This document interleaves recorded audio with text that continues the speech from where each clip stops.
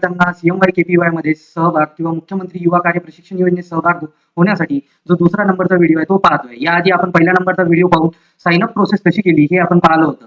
आपण आता सर्वात पहिले गुगलवर आपण टाकणार आहे सीएमवाय केपीवाय. ओके, गुगलवर आलो. गुगलवर आल्यावर आपल्याला सीएमवाय केपीवाय टाकायचं आहे. त्यात आपल्याला पहिला रिझल्ट मिळेल. त्या पहिल्या रिझल्टला क्लिक करायचं आहे. क्लिक केल्यानंतर तुम्हाला अशी एक वेबसाईट ओपन झालेली दिसेल निळ्या कलरची.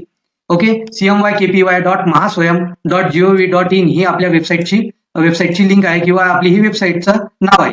ओके, तर मोबाईल युजरवाल्यांनी असं करायचं की आपल्या उजव्या साईडला एक 3 टिंब किंवा 3 रेषा दिसतात तुम्हाला क्रोम ब्राउझरवरच ही वेबसाईट ओपन करायची आणि त्याला क्लिक केल्यावर इथे 3 टिंब दिसतात किंवा 3 रेषा दिसतात. तिथे सेटिंग मध्ये जायचं. सेटिंग मध्ये जाऊन डेस्कटॉप साईट सिलेक्ट करायचं. डेस्कटॉप साईट सिलेक्ट केल्यानंतर तुम्हाला अशी एक तुम्हाला कम्प्युटरवर जशी ओपन होते वेबसाईट तशी ओपन झाल्यासारखी दिसेल. त्यानंतर आपल्याला इंटर्न लॉगिन वर यायचं आहे. प्रशिक्षणार्थींचं लॉगिन साठी इंटर्न लॉगिन वर यायचं आहे. इथून पहिल्या नंबरचं लॉगिनचं दिसतं इंटर्न लॉगिन, याला क्लिक करायचं. क्लिक केल्यानंतर आपण सर्वात पहिल्या व्हिडिओत पाहून साइन अप प्रोसेस केली आहे. त्याच्यात आपण आयडी पासवर्ड कसं जनरेट करायचं आणि कसं साइन अप रजिस्ट्रेशन कसं करायचं हे आपण पाहिलेलं आहे. त्याच्यात आपण पासवर्ड सुद्धा आपण काय ठेवायचं ते ठेवला होता.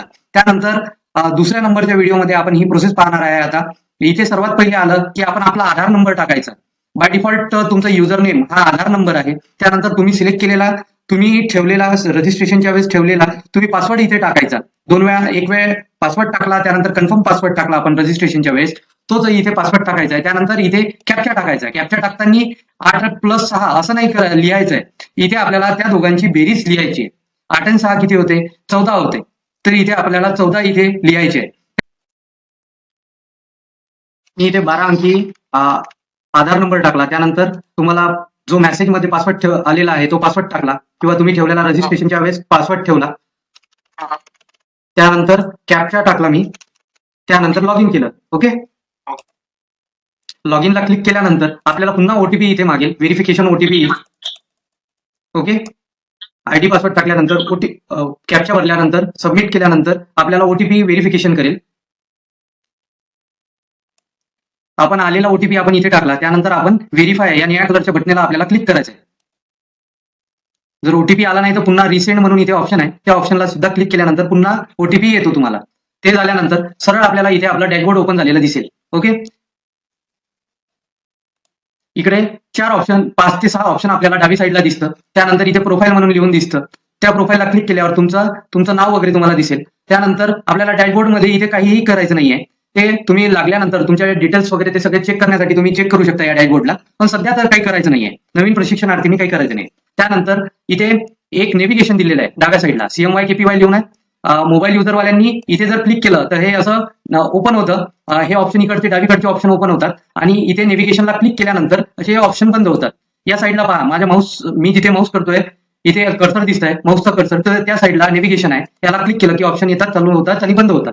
सर्वात पहिले आपल्याला माय प्रोफाईल मध्ये जायचंय. माय प्रोफाईलला क्लिक केल्यानंतर आपल्याला personal details, address details, education skill, त्यानंतर डॉक्युमेंट, डिक्लेरेशन असे 5 टॅब दिसेल. हे ओपन झाल्यानंतर तुमचा आधार नंबर सुद्धा इथे तुम्हाला लिहून दिसेल. त्यानंतर तुमचा फोटो दिसेल, तुमचं नाव दिसेल, त्यानंतर तुमची बर्थ डेट दिसेल, त्यानंतर तुमचं एज, तुमचा ईमेल आयडी, या सर्व गोष्टी, मोबाईल नंबर, या सर्व गोष्टी दिसेल. तर आता उरलेल्या गोष्टी आपल्याला भरायच्या आहेत. इथे जिथे स्टार मार्क, रेड कलर मध्ये स्टार मार्क दिसलेली आहे ती भरणं माहिती अनिवार्य आहे. बाकीची आपण माहिती ही पहिल्या पेजची जी पर्सनल डिटेल्सची माहिती हे रजिस्ट्रेशन प्रोसेसमध्ये आपण टाकली होती, त्यामुळे आपल्याला ही माहिती जशीच्या तशी इथे आलेली आहे आणि आधार व्हेरिफिकेशनमुळे हा पूर्ण डेटा तुमचा फेच झालेला आहे. ओके, तर आपल्याला पुढे आता पर्सनल डिटेल्स मध्ये पुढील माहिती भरण्यासाठी आपल्याला इथे खाली 2 बटन दिसतात. एक एडिट म्हणून आहे, एक नेक्स्ट म्हणून आहे. जर एडिटला आपल्याला सर्वात पहिले आपल्याला एडिटला क्लिक करायचं आहे. एडिट म्हणजे संपादित किंवा मराठीत संपादित सुद्धा लिहून येऊ शकते, इंग्लिशमध्ये एडिट लिहून येते. तर उरलेली माहिती भरण्यासाठी आपल्याला प्रत्येक वेळेस काही चेंजेस करायचे असेल किंवा माहिती भरायची असेल तर आपल्याला एडिटला क्लिक करावं लागेल. ओके, असा एडिटला क्लिक केल्यानंतर ऑरेंज कलरच्या बटनला क्लिक केल्यानंतर आपल्याला असं पुन्हा लिहून येते, are you sure if update. जर तुम्ही अपडेट केल्यानंतर जर पुन्हा तुम्हाला जर अप्रुव्हल मिळाल्यानंतर तुम्ही जर पुन्हा एडिट मध्ये जर जाल तर तुम्हाला पुन्हा अप्रुव्हल घ्यावं लागेल असं त्यांनी नोटिफिकेशन मध्ये सांगितलेलं आहे.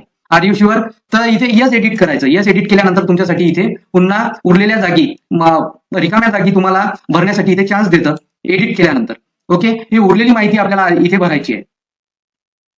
हा, आता आपल्याला उरलेली माहितीमध्ये फादर नेम लिहायचं आहे, त्यानंतर आपलं मदर नेम म्हणजे आईचं नाव, वडिलांचं नाव किंवा हस्बंडचं नाव सुद्धा लिहायचं. ज्यांचं लग्न झालंय त्यांनी हस्बंडचं नाव लिहा, मुलांनी इथे त्यांच्या फादरचं लिहा, मुलींनी फादरचं नाव किंवा हस्बंडचं नाव लिहू शकता. त्यानंतर तुमच्या मार्कशीटवर 10वीच्या बोर्ड सर्टिफिकेट किंवा मार्कशीटवर जे आईचं तुमचं नाव लिहिलेलं आहे तो इथे लिहायचा. मोबाईल नंबर दुसरा मोबाईल नंबर असेल कॉन्टॅक्ट पर्सन मधले तर लिहा, नसेल तर राहू द्या. ओके. त्यानंतर तुमचं रिलिजन लिहायचं आहे. तुम्ही बुद्धिस्ट आहात, ख्रिश्चन आहात, हिंदू आहात, मुस्लिम आहात, जैन आहात, शीख आहात, पारसी आहात. तर आपले हे 5-6 जे रिलिजन्स आहे भारतातले ते रिलिजन्स पैकी तुमचं जे रिलिजन्स आहे ते तुम्ही सिलेक्ट करायचं. त्यानंतर तुमचं जी कास्ट आहे, ओपन आहे, एसबीसी आहे, ओबीसी, एनटी, बीसी, विजे येतं, ते 2 पैकी कोणतं तुमचं कास्ट आहे ते तुम्ही सिलेक्ट करायचं. त्यानंतर तुमची ओबीसी अंतर्गत दुसरी कोणती जात आहे, तर आता ओबीसी अंतर्गत एखाद्याची कुणबी जात असेल तर त्यांनी कुणबी इथे सिलेक्ट करायचं. ओबीसी सिलेक्ट केल्यानंतर तुम्हाला इथे सिलेक्ट करण्याचं ऑप्शन देतं. त्यानंतर मॅरिटल स्टेटस लिहायचं. मुलींचं जर मॅरिड झाले असेल तर मुलींनी मॅरिड करायचं, मुलांनी मॅरिड करायचं, किंवा ज्यांचं लग्न व्हायचं आहे त्यांनी इथे अनमॅरिड वगैरे असं लिहायचं. ज्यांचा डिवोर्स वगैरे झाला असेल तर त्यांनी डिवोर्स लिहायचं. ओके. त्यानंतर आपली नॅशनॅलिटी ही इंडियन आहे तर ही इंडियनच राहू द्यायची. त्यानंतर उरलेली माहिती आपण याप्रमाणे भरून घेतो. चला तर ही माहिती भरल्यानंतर आपल्याला अपडेट या हिरव्या कलरच्या, आता मगा 2 ऑप्शन होते, आता आपण एडिट केलेली माहितीला अपडेट करण्यासाठी तर इथे ही माहिती भरल्यानंतर न चुकता इथे एडिट अपडेट बटनला क्लिक करायचं. हिरव्या कलरचं जे बटन आहे याला क्लिक करायचं. ओके. याला क्लिक केल्यावर ही माहिती पूर्ण संपादित होते, म्हणजे ही माहिती जी तुम्ही भरलेली आहे ही अपडेट होऊन जाते. ओके.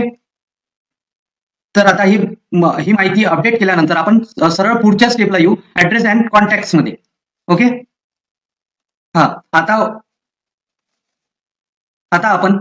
आपण अपडेट केल्यानंतर आपण नेक्स्ट मध्ये सरळ आपण ऍड्रेस अँड कॉन्टॅक्ट डिटेल्सच्या या कम्युनिकेशन ऍड्रेस किंवा ऍड्रेस डिटेल्स मधल्या टॅब मध्ये आपण सरळ येतो. इथे सुद्धा आपल्याला एडिट या बटनाला क्लिक करायचं आहे. उरलेली माहिती भरायची आहे. जिथे जिथे रेड कलरचा मार्क आहे, जिथे जिथे रेड कलरचं स्टार देऊन आहे ती माहिती भरणं आवश्यक आहे. ओके. तर तुमचा कम्युनिकेशन ऍड्रेस पहिले भरायचा आहे, नंतर परमनंट ऍड्रेस भरायचा आहे. आणि कम्युनिकेशन ऍड्रेस आणि परमनंट ऍड्रेस हा तुमचा सेम असेल तर same as a communication address असं याच्यात क्लिक करायचं. असं क्लिक केल्यानंतर वरचा जो कम्युनिकेशनचा जो ऍड्रेस आहे तो इथे same as a communication address म्हटलं तर इथे परमनंट ऍड्रेस मध्ये सुद्धा तोच ऍड्रेस येतो. कोणी खेड्यावरचा ऍड्रेस त्यांचा हा परमनंट ऍड्रेस असतो आणि कम्युनिकेशनचा ऍड्रेस हा वेगळा असतो. कोणी भाड्याने राहतात, रेंटनी राहतात किंवा स्वतःचं घर राहिलं तर दोन्ही ऍड्रेस हे सारखेच असतात.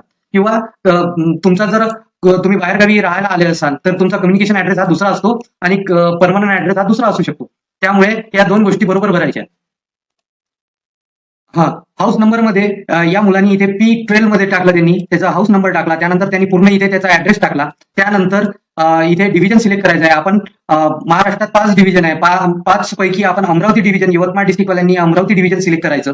त्यानंतर तुमचं डिस्ट्रिक्ट सिलेक्ट करायचं, यवतमाळमध्ये तुमचा कोणता तालुका आहे तो सिलेक्ट करायचा. तो सिलेक्ट केल्यानंतर इथे पिनकोड सुद्धा टाकायचा. ओके. हाच ऍड्रेस या मुलाचा किंवा विद्यार्थ्याचा तो परमनंट ऍड्रेस आणि कम्युनिकेशन ऍड्रेस सेम आहे. त्यामुळे त्यांनी इथे चेक बॉक्सला क्लिक केलं. इथे क्लिक केल्याबरोबर लगेचच तो सेम ऍड्रेस इथे परमनंट ऍड्रेस मध्ये येतो. आणि हे सर्व झाल्यानंतर डिव्हिजन, डिस्ट्रिक्ट, तालुका, पिनकोड केल्यानंतर आणि परमनंट ऍड्रेस केल्यानंतर आपल्याला हा अद्ययावत करायचा आहे, म्हणजे अपडेट करायचं आहे. अपडेट करण्यासाठी आपल्याला हिरव्या कलरची बटन आहे इथे अपडेट, याला क्लिक करायचं आहे. अपडेट झाल्यानंतर सरळ आपण एज्युकेशन आणि स्किल या टॅबला सरळ येतो. एज्युकेशन स्किल टॅबला आल्यानंतर आपल्याला आपलं एज्युकेशन टाकायचं आहे. उच्चतम आपलं एज्युकेशन कोणतं आहे ते टाकायचं.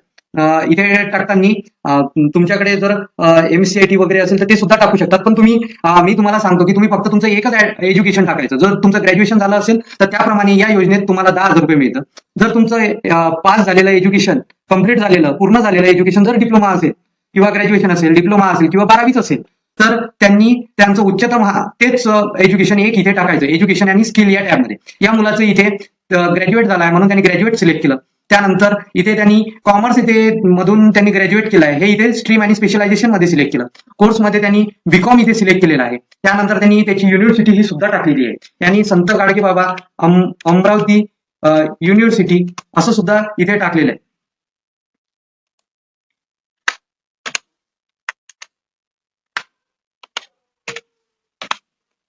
असं टाकलं. त्यानंतर त्यांनी नेम ऑफ इन्स्टिट्यूट टाकलं. त्यात आता आपलं इन्स्टिट्यूट नेम टाकलं. त्यानंतर तुमचं पासिंग इयर कोणतं आहे, कोणत्या वर्षी तुम्ही पास झाले हे सुद्धा तुम्हाला इथे सांगायचं आहे. त्यानंतर तुम्हाला मिळालेले मार्क, तुमच्या मार्कशीटवर पर्सेंटेज लिहून आहे, ग्रेड लिहून आहे की CGPA लिहून आहे, तर ते तुम्हाला इथे सांगायचं आहे. तर या मुलांनी पर्सेंटेज इथे सांगितले मला, त्यामुळे त्यांनी 3 पैकी 1 आपल्याला टाकता येतं. या मुलांचे पर्सेंटेज आहे 61.48. इथे पर्सेंटेजचं साईन देऊ नका. पर्सेंटेजचं साईन आलं तर ते तिथे लिहिता येत नाही किंवा ते पुढे जात नाही. तुम्ही फक्त पर्सेंटेजचा तुमचा आकडा टाका. ओके, 61 टाका किंवा पॉईंट मध्ये लिहा, पण पर्सेंटेजचं साईन किंवा चिन्ह वापरू नका. ओके, त्या झाल्यानंतर सरळ इथे चूज फाईल मध्ये न जाता इथे सरळ ऍड बटन म्हणून आहे, नेक्स्टच्या वरती ऍड बटन आहे, तर याला क्लिक करायचं. सरळ तुमची जी डिटेल्स आहे इथे चूज फाईल मध्ये जाऊ नका. ओके, हे सर्व मुलांना सांगतोय की हे ऑप्शन जाणार आहे मागे पुढे. हे सध्या इथे कोणतीही प्रोसेस करू नये. अपलोड सर्टिफिकेट पीडीएफ इथे कोणतेही डॉक्युमेंट अपलोड करू नये, कारण का डॉक्युमेंट अपलोड करण्यासाठी पुढचा टॅब आपल्याला दिलेला आहे. हे ऑप्शन काही दिवसात चाललं जाईल.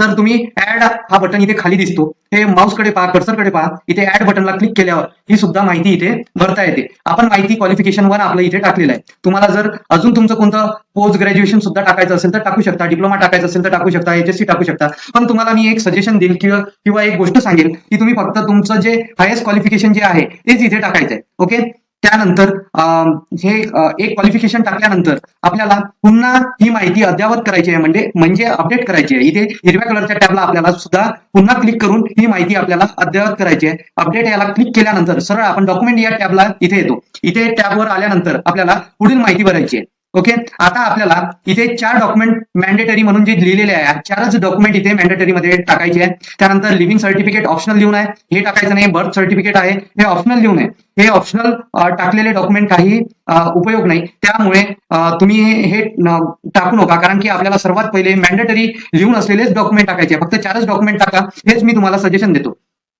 ओके, तर सर्वात पहिले आधार कार्ड हे मॅन्डेटरी लिहून आहे. डोमिसियल हे मॅन्डेटरी आहे, अधिवास महाराष्ट्राचा. त्यानंतर हायेस्ट एज्युकेशन सर्टिफिकेट, तुमचं उच्चतम जे एक शिक्षण आहे तेच तुम्ही हायेस्ट सर्टिफिकेट म्हणून डॉक्युमेंट म्हणून तुम्ही इथे जोडा. त्यानंतर SSC बोर्ड सर्टिफिकेट, एक मार्कशीट असते आणि एक SSC बोर्ड सर्टिफिकेट असते. आपल्याला 10वी 2 डॉक्युमेंट मिळाले. SSC बोर्ड सर्टिफिकेटवर तुमचा जन्मदिनांक असतो, त्यामुळे इथे मॅन्डेटरी केलेला आहे. आधार हे तुमच्या आयडेंटिफिकेशनसाठी मॅन्डेटरी केलेलं आहे. डोमिसियल हे तुमचं महाराष्ट्रात अधिवास तुमचा आहे किंवा तुम्ही महाराष्ट्राचे रहिवासी आहे, त्यासाठी हे मॅन्डेटरी केलेलं आहे. आणि हायेस्ट एज्युकेशन सर्टिफिकेट मॅन्डेटरी यासाठी केलेलं आहे, तुम्हाला जे विद्यावेतन मिळणार आहे हे या गोष्टीवरून ठरणार. त्यामुळे आपण डॉक्युमेंट टाकताना हे 4च डॉक्युमेंट टाकायचे. एक डॉक्युमेंट आता पहा, या प्रशिक्षणार्थींनी आधार मॅन्डेटरी इथे सिलेक्ट केलं. त्यानंतर इथे चूज फाईल मध्ये जायचं. हा, चूज फाईलला क्लिक केल्यानंतर आपण सरळ आपला जिथे पीडीएफ आपण सेव्ह ठेवलेली आहे आधार कार्डची, तिथे आपण पोहोचू. इथे आल्यानंतर मी आधार कार्ड या पीडीएफला सिलेक्ट करतो. सिलेक्ट केल्यानंतर इथे ओपन या बटनीला क्लिक करतो. ओपन केल्यानंतर आपलं जे फाईलचं नाव होतं ते फाईलचं इथे नाव दिसेल, .pdf इथे दिसेल आणि ऍड करायचं. इथे फक्त पीडीएफ फॉर्मॅटमध्येच डॉक्युमेंट घेतात, त्यामुळे पीडीएफ बनवूनच अपलोड करायचं. ओके, आणि सरळ या लाल बटनीवर यायचं आणि ऍड डॉक्युमेंट करायचं. तर तुमचं एक डॉक्युमेंट तुमचं इथे ऍड होतंय. इथून डॉक्युमेंट टाईप सिलेक्ट करायचं.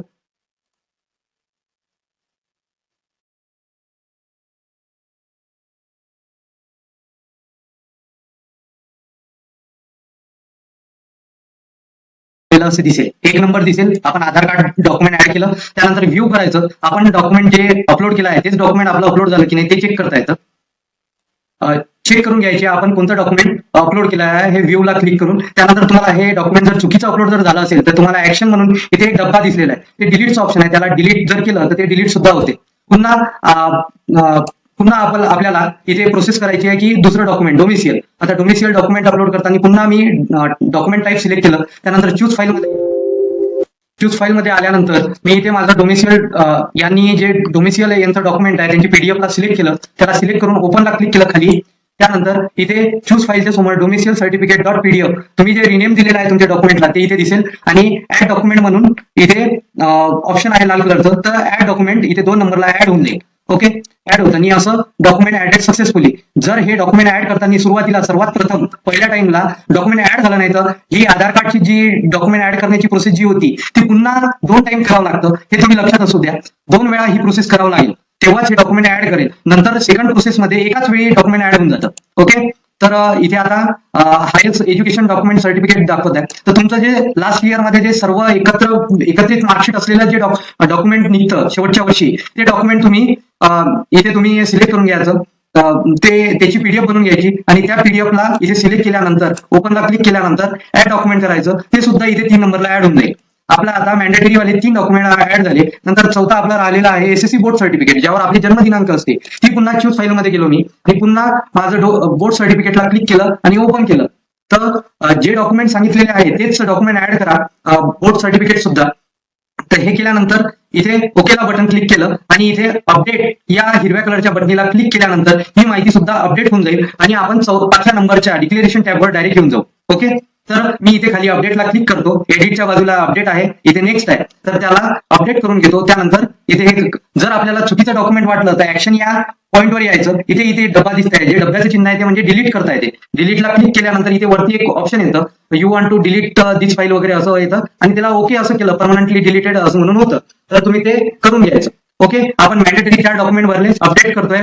अपडेट केल्यानंतर आपण पुढे डिक्लेरेशन मध्ये आपण जाणार आहोत. सरळ अपडेट या ऑप्शनला क्लिक केल्यानंतर आपण सरळ इथे डिक्लेरेशन मध्ये आलो. डिक्लेरेशन मध्ये आल्यावर आपल्याला एडिट या बटनीला क्लिक करायचं आहे. पुन्हा एडिट यस एडिट प्रत्येक टॅबला आपण क्लिक केल्यानंतर किंवा माहिती दुरुस्त करण्यासाठी किंवा माहिती भरण्यासाठी आपल्याला एडिट याच ऑप्शनला पहिले सुरुवातीला करायचं आहे. त्यानंतर माहिती भरल्यानंतर आपल्याला अपडेट करायचं आहे. ओके, तर यस एडिटला आपण क्लिक करतोय. क्लिक केल्यानंतर इथे काय म्हणतं की have you completed any skill development courses if any please specify. जर तुम्हाला तेव्हा म्हटलं होतं एज्युकेशन स्किल मध्ये आपण कोणतीही माहिती टाकायची नाही, कारण आपण इथे पुढे माहिती देणार आहोत. या प्रशिक्षणार्थींनी किंवा या विद्यार्थ्यांनी MSCIT केलेला आहे, त्यानंतर कॉमा दिला, MSCIT लिहिलं, कॉमा लिहिला, त्यानंतर त्यांचं बीकॉम झालं होतं म्हणून त्यांनी टॅली सुद्धा केलेलं आहे, तर टॅली लिहिलं, त्यानंतर त्यांनी कॉमा द्यायचा, त्यानंतर त्यांनी टायपिंग हे लिहिलेलं आहे, टायपिंग केलेलं आहे, तर टायपिंग सुद्धा त्यांनी इथे लिहायचं. आणि ते कोणतं 30-40 केलेलं आहे, 30 मराठी, MHR मराठी, त्यानंतर टायपिंग इंग्लिश, ENG इंग्लिश, आणि त्याची स्पीड कोणती होती 30 आणि 40 असं त्यांनी ही सर्व माहिती त्यांनी केलेली. जास्तीत जास्त मुलं हे कोर्सेस करतात म्हणून त्यांनी ते लिहिलेले आहे. जर एखादं दुसरं तुमच्याकडे कोणतं तुम्ही स्पेसिफिक स्किल डेव्हलपमेंट काही केलं असेल कोर्स, तर तो सुद्धा इथे लिहायचा आहे. ते केल्यानंतर तुमचं इथे विचारताय दुसऱ्या कॉलम मध्ये आपल्याला सांगायचं आहे period of residential in Maharashtra. तुम्ही जन्माचाच मुळापासून तुम्हाला किती वर्ष झाले, या मुलाला 20-21 वर्ष झाले होते म्हणून 21 वर्षाचा होता, त्यामुळे हा जन्मता महाराष्ट्रात होता म्हणून इथे महाराष्ट्रात किती वर्षापासून त्याचा राहणं आहे, period of residence in Maharashtra असं इथे म्हटलेलं आहे, म्हणून त्यांनी इथे 21 वर्षाचा आहो बा, त्यामुळे त्यांनी ते सांगितलं. त्यानंतर तुम्ही नॅप्स मॅप स्कीमचा फायदा घेतला आहे का हे तुम्हाला इथे विचारते. Do you available in benefit of NAPS maps. NAPS maps म्हणजे ITI ज्यांनी केलं असेल, इंजिनिअरिंग ज्यांनी केलं असेल, ज्यांनी कोणता जॉब मध्ये नॅप्स मॅप्स मध्ये महाराष्ट्र अप्रेंटिसशिप या स्कीम किंवा योजनेचा लाभ घेतला असेल, त्यांनी जर इथे यस केलं किंवा तुम्ही केलं असेल तर तुम्ही खरंच सांगा की तुम्ही केलं आहे म्हणून. जर नसेल केलं तर नो करा. जर तुम्ही यस जर केलं तर तुम्ही या योजनेत बसत नाही. आणि पुढे ते विचारतात की आर यू करंटली स्टडिंग. तुमचं शिक्षण चालू आहे की नाही हे तुम्हाला सांगायचं आहे. जर तुमचं शिक्षण चालू आहे, GR मध्ये असं लिहिलं आहे की तुमचं शिक्षण जर चालू असेल, तुम्ही या योजनेसाठी पूर्णपणे बेरोजगार असे लागतात, त्यामुळे पूर्णपणे बेरोजगार जे लोक आहात, जे विद्यार्थी आहात, त्यांच्यासाठीच ही योजना आहे. त्यामुळे इथे यस नो इथे सुद्धा सिलेक्ट करायचं आहे. तुम्ही यस इथे सिलेक्ट केलं, आर यू करंटली स्टडिंग म्हणजे तुमचं शिक्षण चालू आहे असं तुम्ही सांगितलं तर तुम्हाला या योजनेत बसता येत नाही, त्यामुळे इथे नो करायचं. त्यानंतर ही पूर्ण माहिती आय हंबली डिक्लेअर हे सगळं माहिती आहे की तुम्ही दिलेली माहिती खरी खोटी आहे की खरी दिलेली आहे. याच्यावर जर खोटी माहिती दिली तर मी याचा गुन्हेगार राहू वगैरे असं हे इंग्लिशमध्ये लिहिलेलं आहे. याला इथे एक क्लिक बॉक्स दिसतो, इथे पहा, इथे क्लिक बॉक्सला एक रिकामा बॉक्स दिसतो, त्याला क्लिक करायचा आहे की मी माहिती दिलेली ही सगळी बरोबर आहे हे असं सिलेक्ट करायचं. त्यानंतर इथे याला क्लिक केल्यानंतर या क्लिक बॉक्सला क्लिक केल्यानंतर तुम्ही डिक्लेरेशन भरल्यानंतर त्याला सबमिट असं करायचं. सबमिट केल्यानंतर ही सर्व माहिती भरल्यानंतर सबमिट या बटनला क्लिक करायचं आहे. सबमिट बटनला क्लिक केल्यानंतर अप्लिकेशन अपडेट सक्सेसफुली ओके असा मेसेज येतो आणि याला ओके असं क्लिक करायचं आणि तुमचं हे पूर्ण 5ही टॅबमध्ये personal details, address details, education details, document, declaration हे सर्व माहिती भरलेलं एक पेज म्हणजे एकत्रित पेज किंवा एकत्रित माहिती असलेलं पेज ओपन तुम्हाला होते. इथे डाउनलोड अप्लिकेशन म्हणून इथे आहे, तर याला क्लिक केलं तर हे इथे ओपन होते, ही माहिती असं ओपन होते.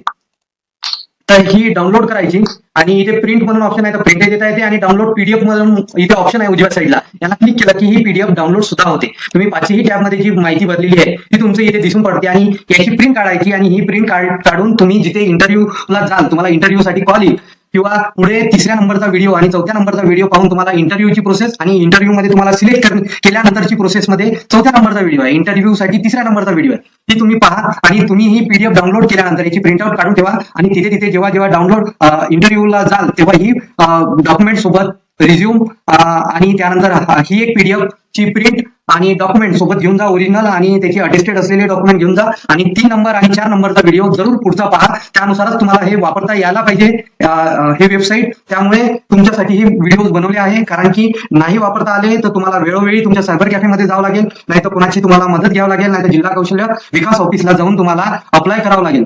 अप्लाय करण्यासाठी आणि रोज नवीन नवीन ऍड होते, त्यामुळे तुम्ही हे मोबाईलवर शिकून घ्या. सेटिंग मध्ये क्रोम ब्राउझर यूज करा. मोबाईल युजरवाल्यांनी क्रोम ब्राउझर यूज करा. त्यानंतर उजव्या साईडला सेटिंग मध्ये जाऊन तिथे डेस्कटॉप साईडला सुद्धा सिलेक्ट करा, क्लिक करा आणि तुम्हाला ही वेबसाईट ओपन झालेली दिसेल. आता जर पुढची माहिती जर पाहायची असेल तर 3 नंबर आणि 4 नंबरचा व्हिडिओ पहा. त्यानंतर 6 नंबरच्या व्हिडिओ, 5 नंबरच्या व्हिडिओ, 6 नंबरच्या व्हिडिओमध्ये तुमचं आधार सीडिंग किंवा आधारची पेमेंट यासाठी किंवा तुमचं स्टायपेंड, तुमची स्कॉलरशिप यात जमा जी होते या योजनेमार्फत, तर ती कशी करायची हे सुद्धा 6 नंबरच्या व्हिडिओत सांगितलेलं आहे. ते जरूर पहा. चालेल, तर मग भेटूया पुढच्या व्हिडिओ.